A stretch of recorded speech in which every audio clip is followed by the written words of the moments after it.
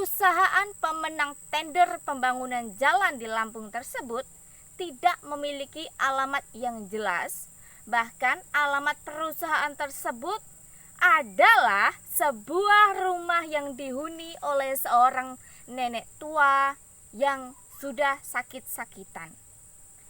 Saat dikunjungi, sang nenek tersebut cukup terkejut, apalagi ketika mengetahui bahwa alamat rumahnya dicatut oleh oknum tertentu.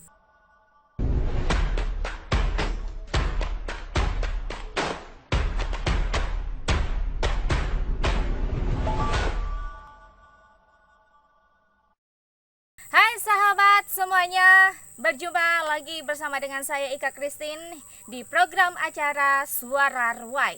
Kali ini kita akan membahas isu yang lagi gencar-gencarnya yang bikin gerah dan gregetan semua orang, mengenai pembangunan jalan yang ada di Provinsi Lampung. Tidak usah berlama-lama lagi, kita membahas dan pembangunan jalan yang tidak sesuai di Lampung terus bergulir di kalangan masyarakat luas. Baru-baru ini muncul isu yang turut mengundang perhatian masyarakat para netizen di media sosial. Ternyata perusahaan pemenang tender pembangunan jalan di Lampung tersebut tidak memiliki alamat yang jelas.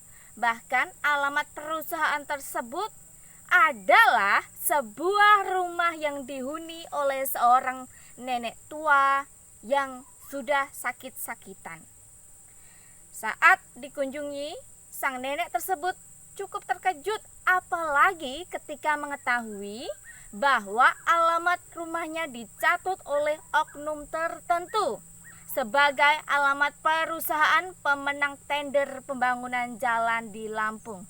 Rakyat yang miskin, rakyat yang susah kembali dimanfaatkan oleh manusia-manusia yang rakus. Dan ini terus berulang. Seperti yang kita ketahui, beberapa bulan yang lalu, pemilik mobil Rubicon yang dikendarai oleh Mario Dandi, anaknya Rafael Alun Trisambodo, setelah dicek, ternyata pemiliknya seorang yang tinggal di rumah kontrakan di gang sempit. Nah, KPK dan Kejaksaan harus bergerak menyelidikinya. Proses secepatnya lah kalau bisa. Pejabat atau oknum yang terkait kasus ini yang menurut saya memang sangat niat untuk makan uang anggaran. Seandainya saya jadi nenek Srinarti atau nenek yang saya sebutkan tadi, ya saya akan minta pembagian hasil lah. Minimal minta pembagian sebanyak 20% dari keuntungan perusahaan yang mencatut alamatnya tersebut.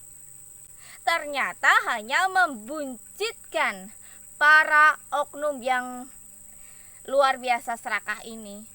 Ya mudah-mudahan ya diproses secepatnya, itu harapan saya. Kepada KPK dan Kejaksaan, saya minta tolong usut secara tuntas kasus ini, terlebih lagi untuk dipanggil gubernurnya. Karena apa ya? Karena tidak mungkin Gubernur Lampung tidak mengetahui hal ini. Jika memang Gubernur Lampung benar-benar tidak tahu, patut dicurigai. Ya setidaknya atas kelalaian terhadap pengawasan bawahannya kan. Kami sebagai rakyat kecil merasa kesal dan jengkel. Usut tuntas agar negeri ini maju tanpa manusia serakah yang menghalalkan segala cara. Mungkin apa yang terjadi beberapa bulan terakhir ini merupakan salah satu cara Tuhan menunjukkan bahwa di Lampung sudah separah itu para pejabatnya. Sungguh miris dan kasihan rakyat kecil yang tidak tahu apa-apa. Sejak kapan sih Jin punya perusahaan? Ini ada salah satu CV yang merupakan pemenang tender dari perbaikan jalan yang ada di Lampung yang bernama CV Bagas Adi Perkasa. Soalnya nih, alamatnya ini penuh dengan misteri. Ada salah satu pengakuan yang mengagetkan dari salah satu mantan direktur CV Bagas Adi Perkasa yang bernama Fahrur Rozi. Nah, yang mengaku katanya si nenek Sri ini merupakan ibu kandungnya dan rumah yang ditempati nenek Sri ini pernah jadi kantor CV BAP. Menurut saya ini sangat janggal ya. Kalau memang itu ibu kandungnya, mengapa dibiarkan hidup sendiri? Pertama. Yang kedua, beliau ini kan sudah lansia. Dan sahabat semua, si nenek ini sering sakit-sakitan. Sudah hidup sendiri, sakit-sakitan, dan tidak ada yang merawat. Ya logikanya sih, Fahrur Rozi ini kan seorang direktur atau mantan direktur CVBAP. Sudah barang tentu kan uangnya banyak.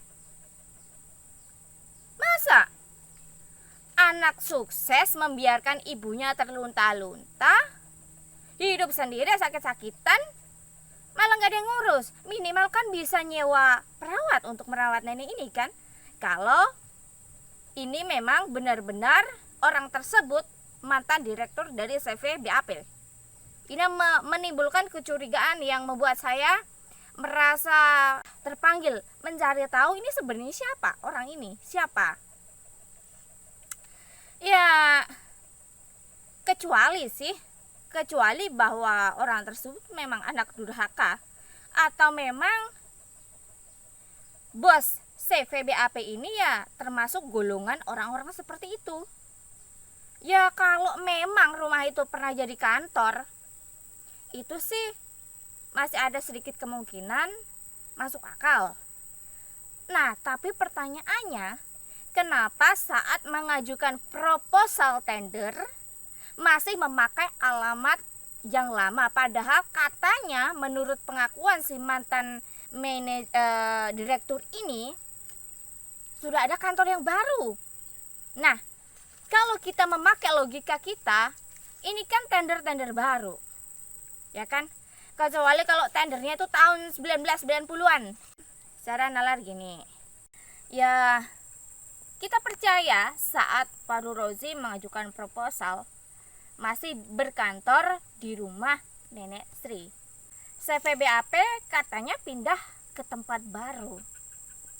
Yang anehnya lagi nih, kenapa nenek Sri ketika diwawancara dan ditanya oleh seorang wartawan malah kebingungan? Setahu saya ya, yang namanya sebuah CV minimal ada 7 orang yang terdiri dari direktur, bendahara, dan staf. Apa benar CV ini benar-benar ada beserta pengurusnya? Kok saya rasa ini kayak CV abal-abalan, CV gaib mungkin lah. Saya percaya aja untuk saat ini. Ya katakanlah 100% anggap ya itu benar. Nah, tapi kenapa masih menggunakan alamat yang lama? Padahal sekarang sudah ada kantor yang baru. Apa mungkin kantor BAP yang baru tidak ada alamatnya? Atau jangan-jangan kantor sesungguhnya ada di dalam ruangan kantor Gubernur Lampung? Apa alamatnya sama ya dengan alamat kantor Gubernur Lampung? Saya ajak sahabat semuanya, mari kita cari sebenarnya siapa yang mengendalikan CV BAP, siapa dalangnya, untuk apa tujuannya. Karena ini adalah salah satu kasus yang membuat saya tergugah sebagai rakyat kecil, rakyat miskin, yang dicatut namanya, dipakai alamatnya untuk sebuah misi, hal-hal yang mungkin bisa merugikan rakyat miskin atau rakyat kecil. Mungkin teman-teman atau sahabat semuanya harus bisa memakai logika mengenai isu ini. Saya Ika Christine dalam program Suara Ruai. Terima kasih sudah menontonnya. Sampai jumpa.